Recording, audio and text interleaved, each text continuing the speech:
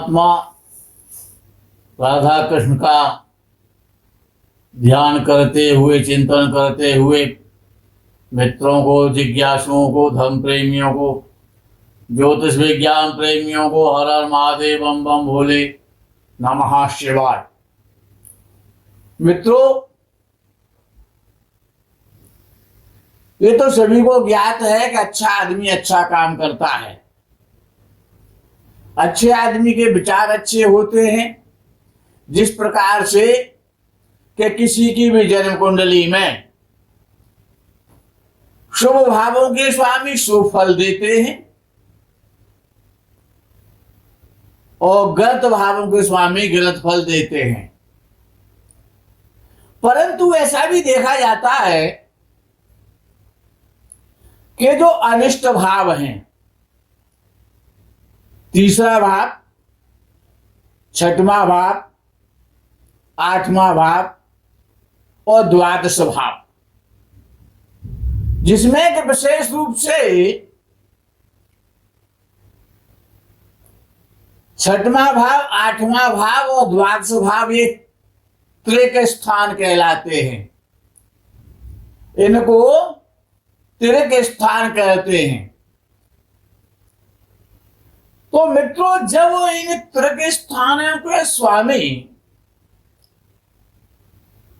और हमारा जो अनुभव है वो ये है कि तीसरे भाव का भी स्वामी, इन भावों के स्वामी जितने कमजोर होते हैं, इन भावों के स्वामी जितने कमजोर हो जाते हैं तो वो विपरीत राजयोग बनाते हैं। और जब शुभ भावों से धन की प्राप्ति होती है ये तो सुनिश्चित है, आपको ज्ञात है। लेकिन कभी कभी ऐसा भी होता है कि अष्टम भाव के द्वारा बहुत धन मिलता है। कभी कभी द्वादश भाव के द्वारा जब द्वादशेष की दशा आती है तो बहुत सारे धन की प्राप्ति हो जाती है।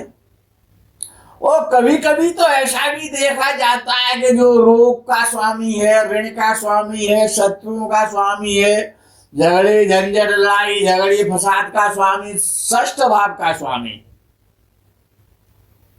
वो भी बहुत सारा धन दे देता है। और अष्टम से अष्टम यानी लगन से तृतीय भाव का स्वामी भी और कभी कभी बहुत सारा धन दे देता है, जब उसका धन से कोई संबंध नहीं होता। तो अर्थात कभी कभी शेर जो है बहुत गलत होता है। शेर का भोजन है मांस का भक्षण, मनुष्य को खा जाना। लेकिन कभी कभी ऐसा भी होता है कि शेर के कारण जान भी बच जाती है। सर्प बहुत खतरनाक होता है और सर्प के जहर से अनेक बड़ी कठिन और दुरूह और बीमारियां भी खत्म हो जाती हैं। तो मित्रों, षष्ठ भाव, अष्टम भाव और द्वादश भाव, ये तीनों ही भाव अनिष्टकारी भाव हैं, अनिष्टकारक भाव हैं। ये तीनों ही भाव त्रिक स्थान कहलाते हैं। किसी भी त्रिक स्थान का स्वामी, त्रिक स्थान कौन सा है? छठवां भाव, आठवां भाव और 12वां भाव, ये त्रिक स्थान कहलाते हैं। इन भावों का स्वामी, छठवें भाव का स्वामी भी हो सकता है, वो अष्टम भाव का स्वामी हो सकता है या द्वादश भाव का स्वामी हो सकता है। मित्रों, ये तो नियम है कि अगर शत्रु जितना कमजोर होगा उतने ही आप बलवान हो जाएंगे। शत्रु जितना कमजोर होगा उतने आप शक्तिशाली बलवान हो जाएंगे। तो ये छठवां भाव का स्वामी बलवान नहीं होना चाहिए। ये जितना कमजोर होगा उतने ही आप बलवान हो जाएंगे, आपके जीवन में अच्छाई आ जाएगी। ऐसे ही अष्टम भाव बहुत खराब भाव है। अगर इसका स्वामी जितना कमजोर होगा, यानी गलत जितना कमजोर होगा, उतना ही वो गलत कम कर पाएगा, अच्छा ज्यादा हो जाएगा। नियम ये है। तो माइनस और माइनस प्लस हो जाएगा, minus into minus is equal two plus हो जाता है। ये यहां पर नियम है जिसको कहते हैं विपरीत राजयोग। ये विपरीत भाव कहलाते हैं। और मित्रों, विषय ये है कि छठा भाव ऋण का भाव है, शत्रुओं का भाव है, झगड़े का भाव है, धोखे का भाव है, विश्वासघात का भाव है। ये अष्टम भाव दरिद्रता का भाव है, सब कुछ खो जाने का भाव है। और ये द्वादश भाव तो खर्चे का भाव है। अब विषय ये आ जाता है कि two negatives make one positive. जब दो नेगेटिव भावों के स्वामी नेगेटिव पॉजिटिव हो जाता है, तो उसको कहते हैं विपरीत राजयोग के द्वारा। जब इस प्रकार का योग कुंडली में बनता है, जैसे इन दोनों कुंडलियों में बना हुआ मैं अभी आपको समझाने वाला हूं, तो बहुत सारा धन मिलता है, बहुत धन मिलता है। भूमि का सुख मिलता है, भवन का, वाहन का, मित्रों का, समाज के द्वारा, संसार के द्वारा, घर के द्वारा, मित्रों के द्वारा समस्त प्रकार का सम्मान भी मिलता है और सुख भी मिलता है। रंध्रे से व्यय षष्ठे रिपुपतौ रंध्रे व्यये वा स्थिते रक्केपि तथैव रंध्र रिपुगे यद्वा त्रय स्वरक्षगाः। यानी का अष्टमेश व्यय अथवा षष्ठ में हो, अष्टम भाव का स्वामी कौन सा? अष्टम भाव का स्वामी कहां हो? श्लोक का अर्थ में बता रहा हूं कि अष्टम भाव का स्वामी व्यय भाव में हो अथवा षष्ठ भाव में हो। ये इस भाव का स्वामी या तो यहां पर हो या फिर यहां पर हो, या फिर द्वादश से छठवें भाव में हो या आठवें भाव में हो। द्वादश से कौन सा? यहां का स्वामी या तो छठवें भाव में हो या फिर आठवें भाव में हो। और अष्टमेश से अष्टमेश, ये अष्टमेश है, ये अष्टम भाव है, इसका भी ये अष्टम भाव ये भी विपरीत राजयोग बनाता है। या फिर अष्टमेश अष्टम भाव में हो, षष्ठे षष्ठम भाव में, षष्ठ भाव में हो और द्वादश द्वादश भाव में हो, तब भी विपरीत राजयोग माना जाता है। ऐसा व्यक्ति बड़ा वैभवशाली होता है और राजाओं का भी राजा होता है, शशि होता है। मित्रों, ये जो कुंडली आपके सामने है, ये बहुत बड़े 50 करोड़ रुपए वाले व्यक्ति की कुंडली है। बहुत बड़ा धनपति व्यक्ति है जिसपे अरबों की संपत्ति है। अब इस कुंडली में लग्नेश लगन में बैठा हुआ, इससे कोई मतलब नहीं है। अब विषय ये आ जाता है कि इस कुंडली में और षष्ठ भाव का स्वामी शनि है। षष्ठेश नीच राशि का हुआ, एक कमजोरी उसकी हो जाती है। षष्ठेश नीच राशि का हो गया तो वो कमजोर हो गया और अपने भाव से इस अष्टम भाव में बैठ गया। नीच राशि का होकर के कहां बैठ गया?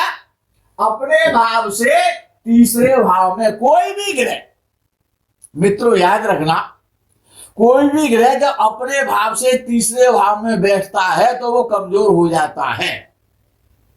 कोई भी ग्रह, यह तो विपरीत राजयोग का वर्णन कर रहा हूं, लेकिन यहां पर जब षष्ठेश नीच राशि का हुआ शनि, तो वो कमजोर हो गया और साथ में राहु के साथ बैठ गया तो और ज्यादा कमजोर हो गया।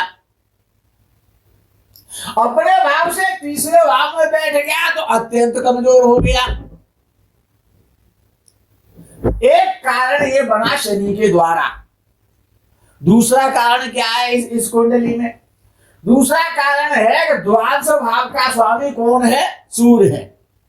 द्वादश भाव में सिंह राशि है, द्वादश भाव का स्वामी सूर्य है और सूर्य भी नीच राशि का है और अपने भाव से तीसरे भाव में बैठा हुआ है। यानी कि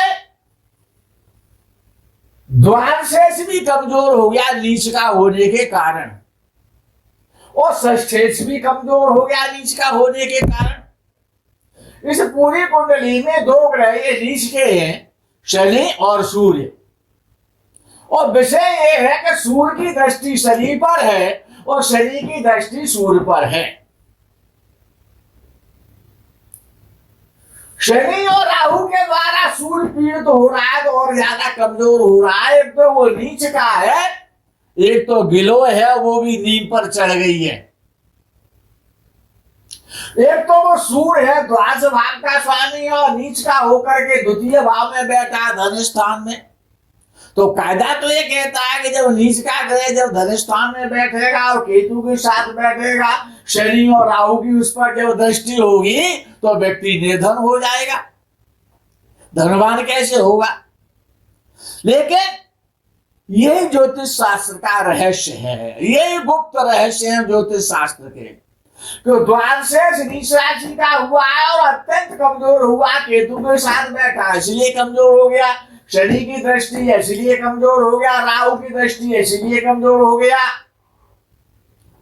तो द्वादशेष का नीच राशि में होना, अपने भाव से तीसरे भाव में बैठना, षष्ठ भाव का नीच राशि का होकर के अपने भाव से तीसरे भाव में बैठना, शनि और दोनों की दृष्टि एक दूसरे पर होना, दोनों का कमजोर हो जाना, और ये बहुत बड़ी धन की प्राप्ति कराता है। जब इस व्यक्ति पर सूर्य की महर्षा आई, सूर्य की अंतर्दशा आई, जब शनि की अंतर्दशा आई, जिस ग्रह में शनि का प्रत्यंतर आया, इस व्यक्ति को बहुत धन की प्राप्ति हुई, अपार धन की प्राप्ति हुई। एक उदाहरण ये आपको मिला है कि विपरीत राजयोग से असाधारण धन प्राप्त हो जाता है, करोड़ों की अरबों की संख्या में आपको धन की प्राप्ति करा देता है। कौन? विपरीत राजयोग। दूसरा उदाहरण आपके लिए प्रस्तुत है। यह मेष लग्न की कुंडली है और इस कुंडली में छठवें भाव का स्वामी बुध और अष्टम भाव में बैठा हुआ है।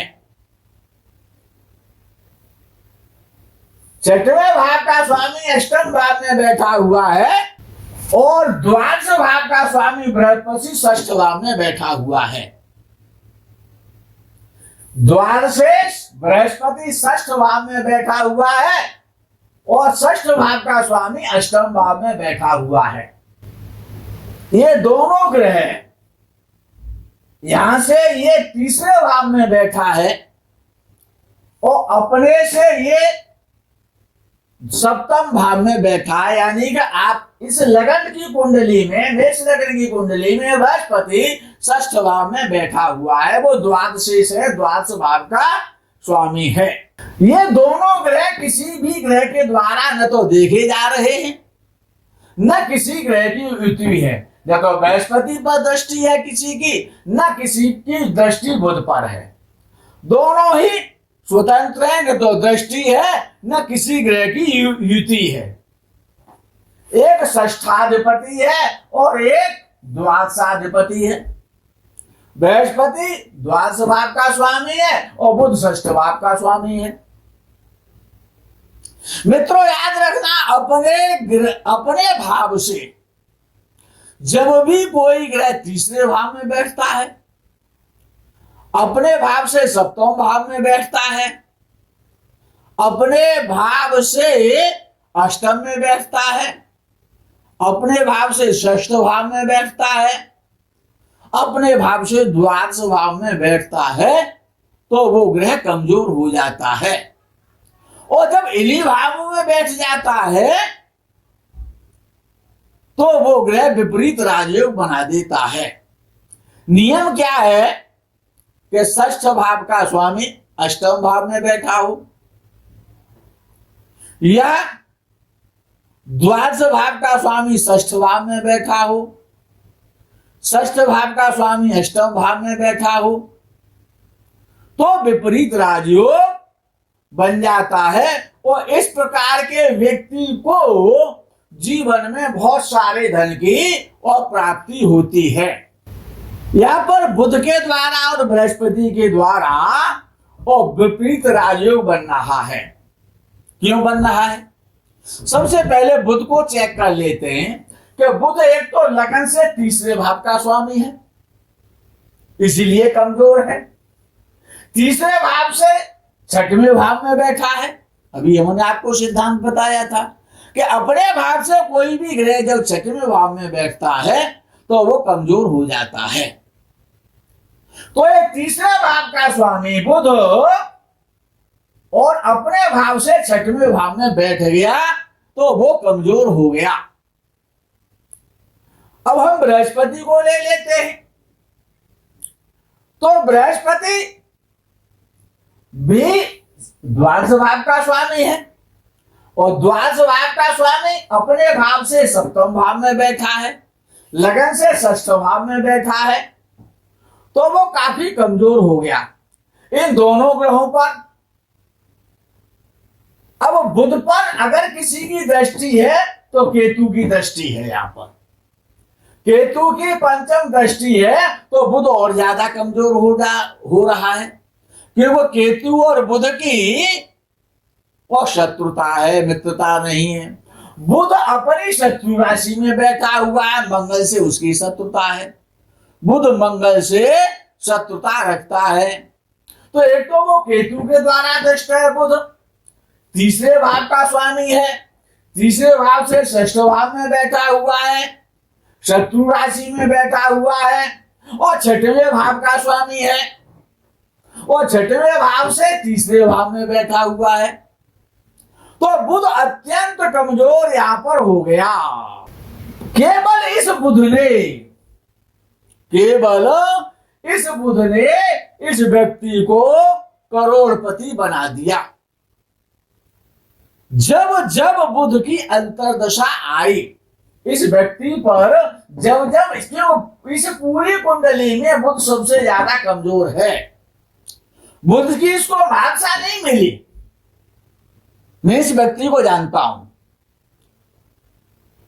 बुध सबसे ज्यादा इस कुंडली में कमजोर हुआ है। कारण मैंने आपको समझा दिए हैं। तो जब जब इस बुध की भाषा तो नहीं आई है, लेकिन जब जब अंतर्दशा आई है, जब जब प्रत्यंतर दशा आई है और जब जब बुध ये अष्टम भाव में आया है, हर वर्ष आता है, एक बार तो अष्टम भाव में जरूर आएगा। तो जब जब ये अष्टम भाव में आया है, जब जब इसका अंतर और प्रत्यंतर आया है, अब बुध धन कैसे देता है? बुध तो धन व्यापार के द्वारा देगा, वाणी के द्वारा देगा, बुद्धि के द्वारा देगा। वाणी के व्यापार के द्वारा, बुद्धि के व्यापार के द्वारा, और इस बुध ने और इस व्यक्ति को काफी धन दिया, करोड़ों रुपए का धन दिया। जिस प्रकार से कि इस कुंडली में शनि सबसे ज्यादा कमजोर हुआ। शनि के अत्यधिक कमजोर होने से और जब जब शनि का अंतर आया, प्रत्यंतर आया, तब तब इस व्यक्ति को बहुत सारा धन मिला। जमीन के द्वारा मिला, जायदाद के द्वारा मिला। तो ये जो विपरीत राजयोग है, यदि आपकी कुंडली में है तो आप उसको देख सकते हैं। आपके मित्र की कुंडली में तब भी आप देख सकते हैं। आप अपने परिवार की कुंडली में देख सकते हैं। ये जो विपरीत राजयोग है, एक तो गिलोय वैसे ही कड़वी होती है, लेकिन अनेक अनेक रोगों को दूर करने वाली होती है। और वो गिलोय यदि नीम पर चढ़ जाती है तो उसकी कड़वाहट बढ़ जाती है, तो एक रोग की जगह पर वो 10 रोगों को ठीक कर देती है और व्यक्ति पूर्ण स्वस्थ हो जाता है। इसीलिए नीच के ग्रहों से डरना नहीं है। षष्ठ भाव का स्वामी षष्ठेश, अष्टम भाव का स्वामी अष्टमेश, द्वादश भाव का स्वामी द्वादशेश, यानी जो गलत है वो भी कभी कभी बहुत अच्छा फल देने में समर्थ हो जाता है, सामर्थ्यवान हो जाता है। मित्रों, इस प्रकरण में बस इतना ही। अल्प विराम करते हैं, आगे के प्रकरण का आप इंतजार करें। तब तक के लिए हर हर महादेव, बम बम भोले नमः शिवाय, जय गो माता की।